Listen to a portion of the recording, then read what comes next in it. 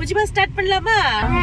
வெற்றிவேல் முருகனுக்கு ഹരോഹര, തിരുച്ചെന്തൂർ മുരുകനുക്ക് ഹരോഹര. ഇതെന്താപ്പ കഥ എന്നല്ലേ നിങ്ങൾ ആലോചിക്കുന്നത്? എൻ്റെ ഒരു ലോങ് ഡേയിലേക്ക് ഏവർക്കും സ്വാഗതം. ഇതെൻ്റെ മദർ ഇൻ ലോൻ്റെ സൈഡിലുള്ള കസിൻസ് നമ്മളെല്ലാവരും കൂടി തിരുച്ചെന്തൂരിലേക്ക് ഒരു യാത്ര പോകുകയാണ്. തിരുച്ചെന്തൂരിലേക്ക് ഉണ്ടോ എന്ന് ചോദിച്ചു. തിരുച്ചെന്തൂരിലേക്ക് ആര് ക്ഷണിച്ചാലും അപ്പം റെഡിയാണ് കേട്ടോ.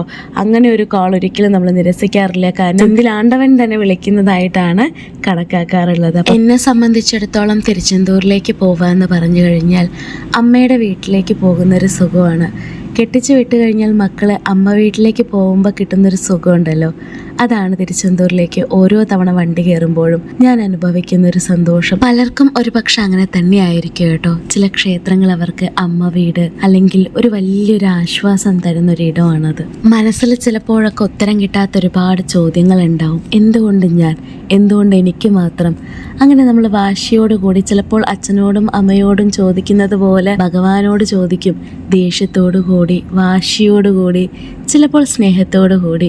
അങ്ങനെ ചോദിക്കാൻ ഒരിടം, ആരും നമ്മളെ തള്ളി പറയാത്തൊരിടം, അതാണ് നമ്മുടെ ഭഗവാൻ. എന്തായാലും അതിരാവിലെ 4 മണിക്ക് കോയമ്പത്തൂരിൽ നിന്ന് യാത്ര തിരിച്ചു സെന്തിലാണ്ടവന്റെ മണ്ണിലേക്ക്. ഭക്ഷണമൊക്കെ പൊതിഞ്ഞു കെട്ടിയിട്ടാണ് കേട്ടോ കൊണ്ടുപോകുന്നത്. രാവിലെ തന്നെ നല്ലൊരു സീനറിയുള്ള സ്ഥലം കിട്ടിയപ്പോൾ ടാർപ്പായ വിരിച്ച് എല്ലാവരും വട്ടത്തിലിരുന്ന് സന്തോഷത്തോടു കൂടി ഭക്ഷണം കഴിച്ചു. വീണ്ടും യാത്ര തിരിച്ചു. ഉച്ചത്തേക്കുള്ള ഭക്ഷണവും കയ്യിൽ കരുതിയിരുന്നു. അങ്ങനെ തിരുച്ചെന്തൂരെത്തി റൂമിൽ ചെക്ക് ഇൻ ചെയ്തു, ഫ്രഷായി. എന്നെ സംബന്ധിച്ചിടത്തോളം ഈ ക്ഷേത്രത്തിന്റെ പരിസരത്തെത്തിയാൽ മതി. പിന്നെ മനസ്സിന്റെ നിയന്ത്രണത്തിലല്ല. സന്തോഷമാണോ, സങ്കടമാണോ, പരാതിയാണോ അറിയില്ല, എന്തൊക്കെയോ സമ്മിശ്ര വികാരങ്ങൾ. ഭഗവാനെ കാണാനുള്ളൊരു കൊതിയും ആവേശവുമാണ്. ഭഗവാനെ കണ്ണും മനസ്സും നിറച്ച് കണ്ടു കഴിഞ്ഞാൽ കുറച്ചു നേരം ആ കടൽ തീരത്തിരിക്കണം, ഈ അമ്പലത്തിന്റെ പരിസരത്തിരിക്കണം, വേൽമാറിൽ പാരായണം ചെയ്യണം. അപ്പം കിട്ടുന്നൊരു സുഖമുണ്ട്. നിങ്ങളുടെ ജീവിതത്തിൽ എത്ര വലിയ ദുഃഖമുണ്ടെങ്കിലും ഒരിക്കലെങ്കിലും ഈ തിരുച്ചെന്തൂരിലേക്ക് വരണം. ഈ സെന്തിലാണ്ടവനെ വന്ന് കാണണം. ആ കാൽപാദത്തിൽ നിങ്ങളുടെ ഭാരമെല്ലാം ഇറക്കി വയ്ക്കൂ. അത്രയേറെ ഭക്തിയോടെ, പ്രണയത്തോടെ ആ ഭഗവാനെ വന്ന് കണ്ട് തൊഴുതു പോയി കഴിഞ്ഞാൽ പിന്നീട് ആ പ്രശ്നത്തെക്കുറിച്ച് ആലോചിച്ച് ദുഃഖിക്കേണ്ടി വരില്ല.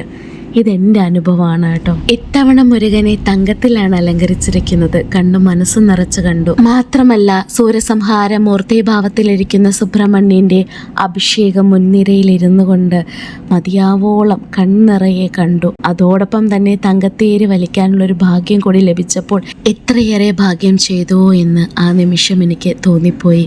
അങ്ങനെ നിറഞ്ഞ മനസ്സോടുകൂടി അടുത്ത തിരുച്ചെന്തൂർ യാത്രയിലേക്കുള്ള കാത്തിരിപ്പിനായി അവിടെ നിന്ന് മടക്കം. മറ്റൊരു വീഡിയോയുമായി വീണ്ടും വരാം.